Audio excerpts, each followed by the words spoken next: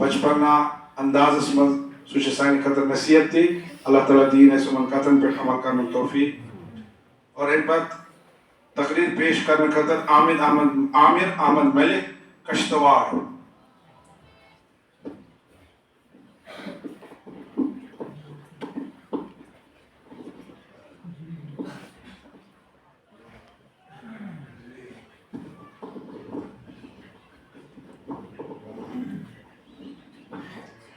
अल्हम्दुलिल्लाह अल्लज़ी जअल यौमल जुमअति सय्यिदल अय्याम वस्सलातु वस्सलाम अला मुहम्मदिन खैरिल अनआम व अला आलिहि वअस्हाबिल इकराम।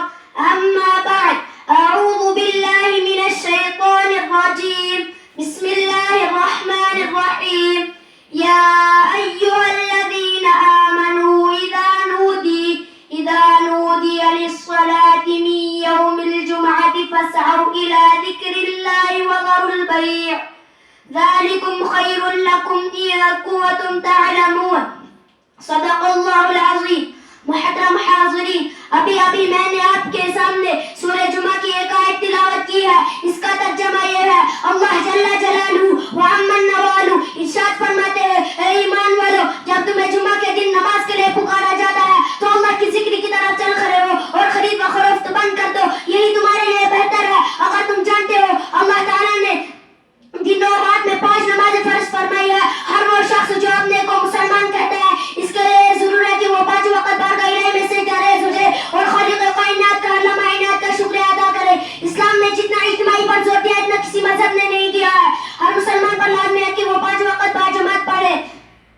इसी तरह दिन और रात में 5 मरतबा एक मुसलमान दूसरे मुसलमान को रोजाना देखता था। सहाबा इकराम के दौरे मुबारक में अगर कोई मुसलमान मस्जिद नहीं आता तो लोग समझते थे वो बीमार पड़ गया है या कहीं गया हुआ है।